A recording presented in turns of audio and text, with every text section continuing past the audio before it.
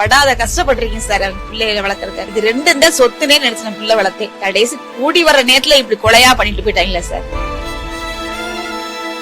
நல்ல தீர்ப்பு கிடைக்கணும். என் பிள்ளை இவங்களுக்கு கொடூரமா இறந்ததுக்கு ஒரு நீதி கிடைக்கணும். இது மாதிரி இனிமே யாருக்குமே நடக்க கூடாது. என் கொலை கொதிக்கிற மாதிரி எந்த தாய் கொலையும் கொதிக்கவே கூடாது.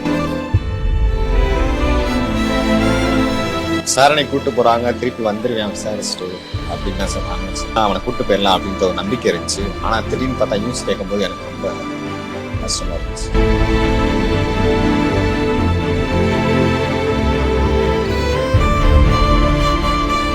பாசக்கார பையன் இந்த ஒரு இது மட்டும் அவட இருக்கவே இருக்கா சார். 10 ரூபாய் இருந்தாலும் நான் தான் சார் கொடுப்பேன். அப்படி அவங்க தங்கமான பைசா. ஆனா இது ரொம்ப கொடூரமா நடந்தது. அதுக்கு அவர் அத்தாட்சியம் இல்லாம ஏதோ ஒரு வேணும்னே ஒரு திட்டம் பண்ண மாதிரி ஒரு சதி மாதிரி இருக்கு. கோடி கொடுத்தாலும் செல்லுமா சார்? இதுக்கு ஈடாகுமா சார்? பத்தாது சார். என் பிள்ளை மாதிரி இந்த கோடி ரூபாய் வருமா சார்? வராது.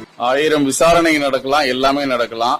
ஆனா என் மகன் இப்படிதான் அப்படின்றத ஒரு தாயால தான் அதை ஊர்ஜிதமா சொல்ல முடியும். என் பையன் மேல எந்த குறையுமே சொல்ல முடியாது சார். நல்ல பையன் சார், சின்ன பையன் மாதிரி சார். யார் சொன்னாலும் என்ன வேணாலும் கேட்பேன். பாசக்கார பையன். 10 ரூபாய் இருந்தாலும் நான் தான் சார் கொடுப்பேன். அப்படி அவங்க தங்கமான பைசா. ஆனா இது ரொம்ப கொடூரமா நடந்தது. மாவெல்லாம் வித்துதான் நீங்க பிள்ளைகளை வளர்த்தீங்க. நட்டி பின்னுவேன், 100 நாள் வேலைக்கு போவேன், பூ கட்டுவேன், தப்பே எல்லா வேலையும் பார்த்தேன். நான் பார்க்காத வேலையில 2 பேர்த்தையும் வளர்த்தேன் சார். படாத கஷ்டப்பட்டிருக்கீங்க சார் பிள்ளைகளை வளர்க்கறது. நான் இது ரெண்டு தான் சொத்துனே நினைச்சேன் பிள்ளை வளர்த்தேன்.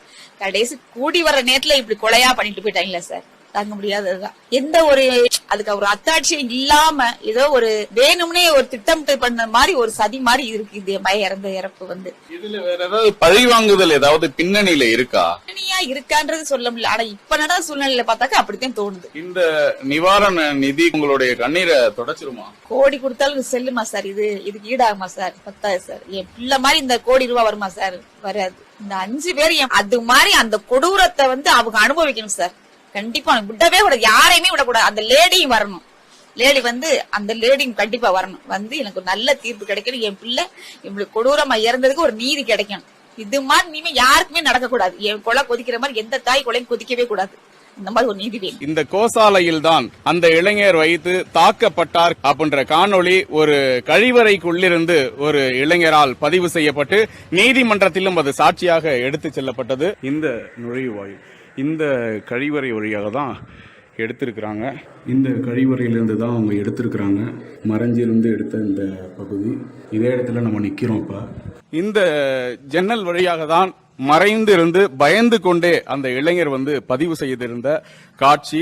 இங்க இருந்து செல்போனில் எடுத்து பதற வைக்கும் படி இந்த இடத்துல தாக்குதல் சம்பவம் நிகழ்ந்திருக்கிறது. அதை துணிகரமாக நீதிமன்றத்திலும் அந்த இளைஞர் சாட்சியாக சொன்னதுதான் அந்த இளைஞரை தாக்கக்கூடிய நிகழ்வு இந்த கோசாலையில் தான் நிகழ்ந்தது. இறுதியாக அந்த இளைஞர் தாக்கப்பட்ட பிறகு இங்கிருந்துதான் அந்த இளைஞர் மருத்துவமனைக்கு ஒரு தலைமை காவலரால் அழைத்து செல்லப்பட்டார் என பதிவுகள் கூறுகின்றன. இந்த இடம் அந்த இளைஞர் இறுதியாக உயிரோடு இருந்த ஒரு பகுதி. அது குறித்த காட்சியும் வெளியாகி இருந்தது. மனதை வேதனை அடைய செய்திருந்தது.